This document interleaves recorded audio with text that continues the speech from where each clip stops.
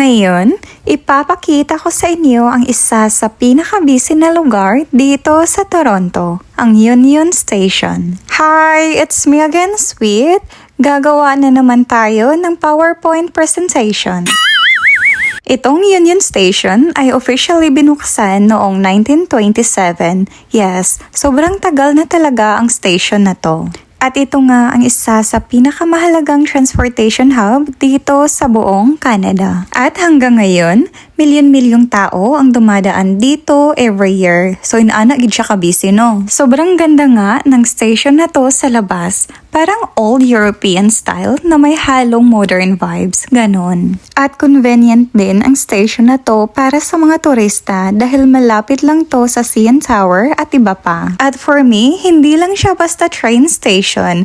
Parang mini mall na din siya sa loob. At ipapakita ko sa inyo ngayon ang isa sa paborito kong tambayan dito sa Union Station, ang food court. Ang dumi ng table, ha?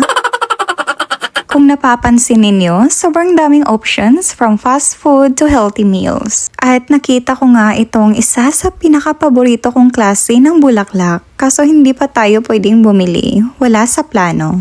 Dahil malaki ang food court dito sa Union Station, marami ka talagang pagpipilian. So, merong pang Asian food at kompleto din ang lahat ng mga kilalang store like Tim Hortons, Starbucks, McDo at iba pa. At ito na nga ang sinasabi ko, so napabili tayo.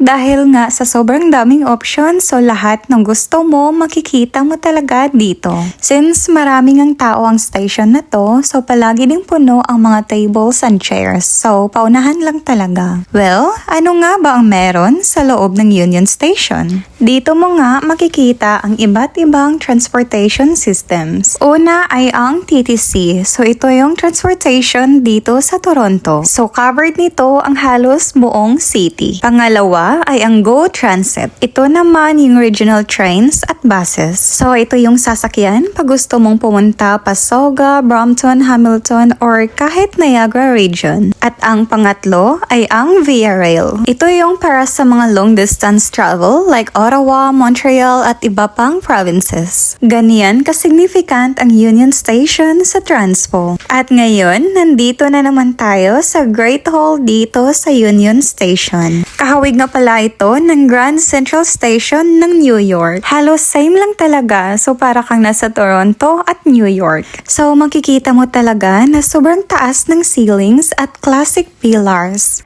At alam niyo ba na declared National Historic Site ang Union Station? Dahil daw sobrang importante ang station na to sa history ng transportation dito sa Canada. Para sa akin, ang vibe dito nagbibigay ng elegant at timeless na atmosphere sa gitna ng busy na lungsod ng Toronto. Pag papunta ka na sa Line 1, madadaanan mo ang area na ito kung saan glass ang ceiling kaya makikita mo ang matataas na gusali sa labas ng Union Station. Maura to, salamat sa pagtanaw, bye!